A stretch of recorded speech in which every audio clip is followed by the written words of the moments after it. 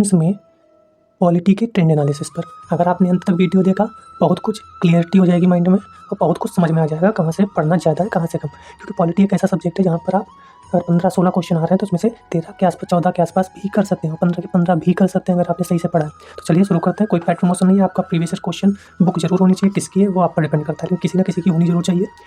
मैं पहली बार में फेल इसीलिए हो गया था क्योंकि मैंने प्रीवियस ईयर क्वेश्चन नहीं देखे। बाद को मुझे पता चला प्रीवियस ईयर क्वेश्चन ही सबसे महत्वपूर्ण है, टेस्ट सीरीज भी सेकेंडरी है। सबसे पहले प्रीवियस ईयर क्वेश्चन आप देखिए। तो आज बात करेंगे पॉलिटी पे, राज्य व्यवस्था में सुशासन। तो संविधान सेगमेंट है, पहले हम देखेंगे संविधान में क्वेश्चन कहाँ से आ रहे हैं। तो ज़्यादातर ट्रेंड एनालिसिस कहा जाता है कि 2013 से आप देखिए, क्योंकि उससे पहले बहुत ज़्यादा सही नहीं होता है, क्योंकि बहुत चेंज हो गया 2013 में। तो हम बताएंगे कि यहाँ से आप 4-5 क्वेश्चन सही कर सकते हैं। क्यों? क्योंकि बहुत ईजी आता है। 2-3 सेगमेंट हैं जो आप अच्छे से कर लेंगे तो हो जाएगा। जैसे पहला पूछा है संविधान सभा के सदस्य। अब संविधान सभा के सदस्य आप बहुत आसान है, अगर आप थोड़ा सा पॉलिटी पढ़ेंगे तो समझ में आ जाएगा। शासन के आधारभूत, ये जो शासन, संविधान का शासन है, इस पे क्वेश्चन बहुत आते हैं। जैसे आप देख सकते हैं केवल, सभी, इनसे आप बहुत कुछ बच सकते हैं। नहीं पे फोकस करना। आप देख सकते हैं मैं एनालिसिस करता हूँ तो नहीं पे सर्किल बना के रखता हूँ, समझ में आपको। दल बल दल विरोध, तो जो भी अमेंडमेंट एक्ट होते हैं उन पे कोई ना कोई क्वेश्चन पूछ लिया जाता है। ये देखो, दल बदल विरोधी कानून के बाद डीपीएसपी से क्वेश्चन पूछ दिया गया। डीपीएसपी अनुसूची से क्वेश्चन पूछ दिया गया। अब अनुसूची और डीपीएसपी अगर आप ये पढ़ लेंगे तो बहुत क्वेश्चन हो जाएंगे। जैसे यहाँ पूछा गया संविधान का स्टेडियम कौन है, तो सबको पता है भारत का उच्चतम न्यायालय है। तो यहाँ से बहुत आसान क्वेश्चन पूछे जाते हैं। अगर आप 4-5 चीज़ें सही से कर लेते हैं तो यहाँ, जैसे ये देखो क्वेश्चन पूछा गया मूल कर्तव्य से। यहाँ क्वेश्चन पूछा गया राज्य की नीति निर्देशक तत्व से। कल्याणकारी राज्य की जो आदर्श है वो किसमें है? नीति निर्देशक तत्व में है। यहाँ पे नीति निर्देशक तत्व से क्वेश्चन पूछा गया। अगर यहाँ देखें तो राज्य सूची से विषय पूछ लिया गया। ये भी अनुसूची में है। अनुसूची में 3 विषय हैं, राज्य सूची के विषय, संघ सूची के विषय और समवर्ती सूची के विषय। यहाँ उद्देशिका से 2017 में 2 क्वेश्चन पूछ दिए गए। उद्देशिका से ये भी, उद्देशिका वाला ये भी, दोनों क्वेश्चन उद्देशिका से हैं। इसके नीचे आप देखेंगे तो शोषण के विरुद्ध अधिकार नहीं है, मौलिक अधिकार से क्वेश्चन पूछ दिया गया। यहाँ पे अधिकारों कर्तव्यों के बीच, मौलिक अधिकार और कर्तव्य, मौलिक कर्तव्य के बीच क्वेश्चन पूछा गया। यहाँ देखेंगे नीति निर्देशक तत्वों के से क्वेश्चन, नीति निर्देशक तत्वों से क्वेश्चन। यहाँ अधिनियम 1935 से क्वेश्चन पूछा गया था कि संघ में विशिष्ट शक्तियाँ किसे दी गई। तो ये थोड़ा पॉलिटी जो ब्रिटिशर्स के समय की थी उससे पूछ दिया गया। लेकिन 1-2 क्वेश्चन ऐसे आते हैं जो आप इधर उधर से करने होंगे। लेकिन ज़्यादातर जो क्वेश्चन है ना, वो निजता का अधिकार किसमें, मौलिक अधिकार में। विधि का शासन किसमें है। आप संशोधन, अगर कोई भी संशोधन महत्वपूर्ण है वो आपको देखना है। जैसे 99 संशोधन है, मैंने लिख भी दिया, 2014 में हुआ था, जांच अधिनियम न्यायाधीश का। फिर यहाँ अनुसूची पे क्वेश्चन आ गया, अनुच्छेद 142 पे क्वेश्चन आ गया। आप यहाँ देखेंगे वित्तीय आपात पे क्वेश्चन आ गया, उच्च न्यायालय पे क्वेश्चन, संसदीय व्यवस्था पे, कल्याणकारी राज्य। यहाँ भी कहीं कल्याणकारी राज्य था, दिख रहा होगा, कल्याणकारी राज्य 2015 में। और यहाँ भी कल्याणकारी राज्य 2020 में। कौन कहता है क्वेश्चन रिपीट नहीं होते? होते हैं, 1-2 होते हैं। यहाँ भी वही क्वेश्चन, नीति निर्देशक तत्व, मूल अधिकार, उद्देश्य का 7वीं अनुसूची, उद्देश्य का, नीति निर्देशक तत्व, मूल कर्तव्य 7वीं अनुसूची, मूल अधिकार, सॉरी यहाँ भी मूल अधिकार। क्वेश्चन एक जैसा है कि नहीं है? सेम। भारत के संविधान कल्याण आधार किसमें प्रतिस्थापित है? कौन सा कल्याणकारी आधार की घोषणा करता है? सेम है एग्जाम। और जो 4 दिए गए हैं विकल्प वो भी सेम। संविधान का मूल ढांचा, गांधीवादी, मार्क्सवादी, ये भी कौन सा है? मूल अधिकार से ही क्वेश्चन है। पढ़ेंगे वो चैप्टर आप लक्ष्मीकांत से, डी.डी. बसु से, कहीं से भी पढ़िए, ये क्वेश्चन मिलेगा।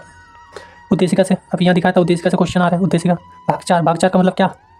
नीति निर्देशक तत्व, मानवाधिकार, धन का केंद्रीकरण किसमें उल्लंघन है? राज्य के नीति निर्देशक तत्व का। संवैधानिक स्थिति, राज्य सब परिभाषित है। नागरिकता, एक समिति बनी थी, किस लिए बनी थी?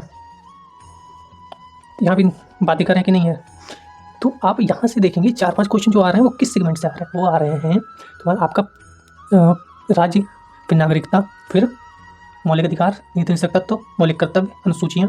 ये 3-4 सेगमेंट अगर आप अच्छे से रट लेते हैं ना तो बहुत आसान क्वेश्चन यहाँ आते हैं।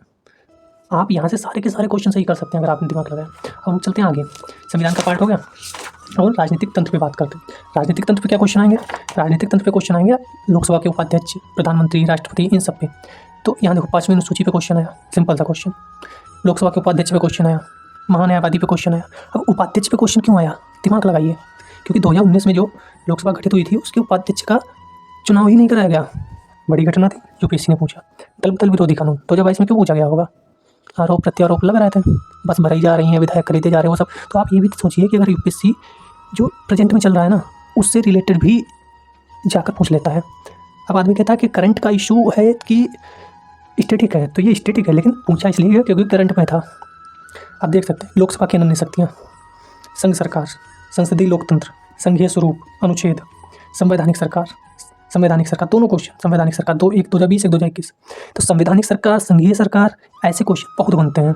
फिर 9वीं अनुसूची, यहाँ भी 5वीं अनुसूची पे क्वेश्चन पूछा था, या 9वीं अनुसूची पे सीधे क्वेश्चन। लाभ का पद क्या है? विधानसभा पूछा, राज्यपाल। यहाँ उपाध्यक्ष पूछा, यहाँ महान्यायवादी पूछा, यहाँ राज्यपाल पूछ दिया। समझ में आया आपको? तो अगर आप अनुच्छेद सीधे पूछा कि 14, 28, 32, 44 यानी मौलिक अधिकार का अनुच्छेद पूछ दिया। संघीय स्वरूप यहाँ भी पूछा, संघ सरकार यहाँ भी पूछा, संसदीय लोकतंत्र यहाँ भी पूछा, संवैधानिक सरकार यहाँ भी पूछा। आप देखिए क्वेश्चन क्या पूछे जा रहे हैं। यहाँ भी राज्यपाल पूछा था 2018 में, यहाँ भी राज्यपाल पे क्वेश्चन पूछ दिया 2019 में। राष्ट्रपति का निर्वाचन कैसे होता है, धन विधेयक पर क्वेश्चन पूछ दिया। समितियाँ तो आपको बहुत सारी याद होनी चाहिए, समितियों पे क्वेश्चन पूछता रहता है। अब ये नेता प्रतिपक्ष पे, प्रधानमंत्री नेता पक्ष का होता है, सत्ता पक्ष का, और प्रतिपक्ष का नेता क्या होता है। तो अगर आप सारे क्वेश्चन, सारे के सारे क्वेश्चन आपको लक्ष्मीकांत से मिलेंगे। आप अगर लक्ष्मीकांत को 5-6 बार रिवाइज करते हैं अच्छे से, और इसको पढ़ने के बाद आप इससे क्या पता चलेगा कि क्या पढ़ना है। मताधिकार का प्रयोग क्या है, मूल अधिकार है, संवैधानिक अधिकार, निर्वाचन आयोग जो मैंने बोला था अभी, और फिर क्वेश्चन आएगा, इसको लिख के रख लीजिए। 2024 में क्वेश्चन मिलेगा आपको। लोकसभा के निर्वाचन के नामांकन पत्र, गैर सरकारी विधेयक, विधेयक पर क्वेश्चन, संसदीय स्वरूप, अभी पीछे देखा था संसदीय स्वरूप, संघीय स्वरूप, संसदीय लोकतंत्र, इन सब पे क्वेश्चन आते हैं। स्थानीय स्वशासन, संघ, राष्ट्रपति शासन, समानता का, लोकतंत्र का उत्कृष्ट गुण, मुख्य सचिव पे क्वेश्चन, संयुक्त बैठक, धन विधेयक, यहाँ भी धन विधेयक पे क्वेश्चन है 2018 में, धन विधेयक, यहाँ 2015 में धन विधेयक। संसदीय प्रणाली, फिर संघ की सरकार, तो संघ सरकार, संसदीय प्रणाली, इन सब पे क्वेश्चन आ रहे हैं। विधान परिषद, लोकसभा, मंत्रिमंडल सचिवालय, राज्यपाल का विभाग दिन। अब राज्यपाल के विभाग दिन सकते हैं यहाँ भी, राज्यपाल पे क्वेश्चन यहाँ भी 2018 में, राज्यपाल पे क्वेश्चन 2019 में। अब राज्यपाल पे बार बार क्वेश्चन आ रहे हैं, आपको राज्यपाल को बहुत अच्छे से रीड करना है। संसदीय समितियाँ, मैंने बोला ना, समितियों पे क्वेश्चन बहुत आ रहा है। अविश्वास प्रस्ताव क्या होता है, अभी फिर अविश्वास प्रस्ताव एक बार पास हुआ है अभी हाल में, तो कहीं ना कहीं ये दिमाग में तो होगा ना यूपीएससी के। उच्चतम न्यायालय पे क्वेश्चन, यहाँ देखो, यहाँ भी राज्यपाल पे कुछ ना कुछ कैसे हटाया जाता है। तो राज्यपाल पे 3-4 क्वेश्चन आ गए ना 2013 के बाद। धन विधेयक पे 2013 में, फिर यहाँ धन विधेयक कहीं पढ़ा था 2015 में, फिर यहाँ धन विधेयक 2018 में, 2-3 साल गैप में आया है। तो आप, मैं सिर्फ ये बताना चाह रहा हूँ, संसद का विश्वास अविश्वास क्वेश्चन, यहाँ देखो, महान्यायवादी 2013 में महान्यायवादी पूछा गया था, और फिर अभी महान्यायवादी कहीं था, हाँ 2022 में महान्यायवादी। हो सकता है आपके बार महान्यायवादी ना पूछ के प्रधानमंत्री पूछते, कुछ कैबिनेट पूछते, राष्ट्रपति पूछते, राज्यपाल पूछ ले। यहाँ राष्ट्रपति देखो, खासकर का, तो यहाँ पे राष्ट्रपति पूछा कि नहीं पूछा। तो अगर आप प्रीवियस क्वेश्चन सही से एनालिसिस करते हैं तो आपको समझ में आएगा क्वेश्चन पूछे कहाँ से जा रहे हैं। अगर आप 2 सेगमेंट को अच्छे से कर लेते हो तभी आप 10 के आसपास क्वेश्चन कर लोगे। इन दोनों को मिला के 10 क्वेश्चन आते हैं, बहुत आसान, सिर्फ और सिर्फ एक चीज़ पढ़ने से, वो है लक्ष्मीकांत। आप एम लक्ष्मीकांत बुक पढ़िए और आपको समझ में आ जाएगा कि क्वेश्चन कैसे बनते हैं। टेस्ट सीरीज देने से पहले आप इसको लगाइए, इसको दीजिए, एनालिसिस करिए। बिना एनालिसिस कुछ नहीं है। समझ में आया आपको? और पॉलिटी ऐसा सब्जेक्ट है कि जहाँ से आप अधिक से अधिक नंबर प्राप्त कर सकते हैं, क्योंकि अगर आप पॉलिटी में अच्छे नंबर नहीं ला रहे तो आप अधिकतर सब्जेक्ट में नहीं ला पाएंगे, क्योंकि पॉलिटी एक ऐसा सब्जेक्ट है जहाँ से आप अधिक से अधिक नंबर ला सकते हैं। अब बात करेंगे पंचायती राज एवं लोक नीति, जो तीसरा सेगमेंट है। तो यहाँ से जो 2013 के बाद क्वेश्चन है, कोई अधिनियम पारित हुआ हो, ये भी अधिनियम था, तो ये दोनों अधिनियम आए हैं।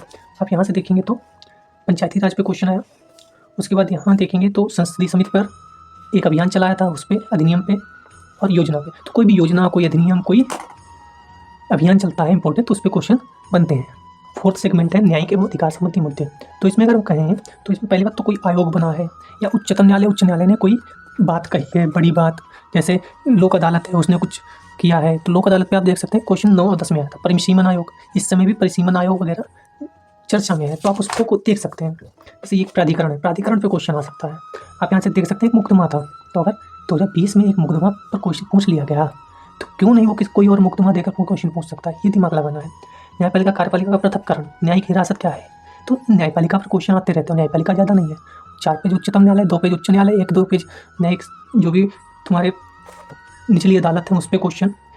तो वो 8-10 पेज अगर अच्छे से पढ़ लिया ना तुमने, तो वहाँ से भी क्वेश्चन बनते हैं। उच्चतम न्यायालय की शक्ति, ग्राम न्यायालय, ये अधिनियम था ज्ञान। तो कोई भी न्यायिक पुनरीक्षण, विधि का नियम सूचकांक, शिक्षा का अधिकार। अब शिक्षा का अधिकार जो है वो 2018 में क्यों पूछा गया, हो सकता है उसमें कुछ चर्चा में हो इससे रिलेटेड, भारतीय वन अधिनियम पे, अधिनियम वगैरह तो हम लोग पढ़ते ही हैं। भी देखो, अब यहाँ पे जो 2019-20 में क्वेश्चन पूछे गए, 21 में, 22 में, कितने इंपॉर्टेंट है सोचो। 19 में पूछा था विवाह करने का अधिकार जो है वो किस अनुच्छेद के अंतर्गत आता है। तो आप देखेंगे अनुच्छेद 21 जो है ना, उसको बहुत ही अच्छे से जो उच्चतम न्यायालय ने है, माननीय उच्चतम न्यायालय ने बहुत अच्छे से तरीके से बताया है कि अनुच्छेद 21 के अंदर क्या क्या आ सकता है। तो विवाह का अधिनियम, अस्पृश्यता, ये सब दोनों क्वेश्चन कहाँ से हैं, मौलिक अधिकार से। संपत्ति का अधिकार, जो हमें पता है कि मौलिक अधिकार ना रहकर कानूनी अधिकार बन गया, विधिक अधिकार बन गया। तो निजता का अधिकार, अब ये किस में है। तो ऐसे क्वेश्चन मूल अधिकार से क्वेश्चन बहुत आते हैं। अब जो 2022 में क्वेश्चन है कोयला नियंत्रक संगठन और ये श्रम ब्यूरो, इन सबसे जो क्वेश्चन पूछा गया वो कह सकते हैं थोड़ा सा अलग टाइप का क्वेश्चन है। कभी कभी ऐसे क्वेश्चन दिखते हैं। बाकी हम लोगों ने पूरी पॉलिटी को रिवाइज किया, पूरी पॉलिटी को एनालिसिस किया, कहीं से क्वेश्चन ऐसा नहीं लगा कि कोई टफ हो, रिट वगैरह है, तो ये सब हमें पॉलिटी में मिलता है सब। तो आप इन सबको देख के समझ में आया होगा आपको। अब आपको फोकस कहाँ ज़्यादा करना है। तो पहली बात तो नागरिकता, ये क्वेश्चन कभी कभी आ जाता है, ज़्यादा नहीं, बस उनके 2-4 पॉइंट हैं वो याद रखने हैं। मूल अधिकार, फिर आपका हो जाएगा नीति निर्देशक तत्व, नीति निर्देशक तत्व, उद्देशिका, मूल अधिकार, मूल कर्तव्य, अनुसूची। इन 5 को टॉपिक से क्वेश्चन आता ही आता है। 3-4 क्वेश्चन इनसे मिल जाएंगे आपको। फिर आपको राष्ट्रपति, राज्यपाल, संसद, कैबिनेट, इसको अच्छे से पढ़ना है क्योंकि यहाँ से क्वेश्चन बनते ही बनते हैं। संसद व्यवस्था जो हो गई आपकी, फिर आपको उच्चतम न्यायालय, उच्च न्यायालय, वहाँ पढ़ना है। तो इन अगर आप 8, 10, 15 ये टॉपिक अच्छे से पढ़ लेते हैं, बाकी जो भी संवैधानिक और सांविधिक, जो गैर सांविधिक तुम्हारे निकाय हैं, उनको आप केवल नोट्स बना लीजिए, 2-2 लाइन के, 3-3 लाइन के इंपॉर्टेंट।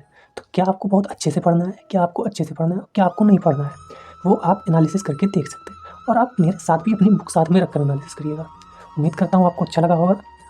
आप अच्छा बुरा जो भी मन में हो कमेंट कर सकते हैं, जिससे हमें फीडबैक मिलता रहेगा। हम आपकी और ज़्यादा कुछ ना कुछ फ़ायदे करने के लिए वीडियो लाते रहेंगे। जय हिंद।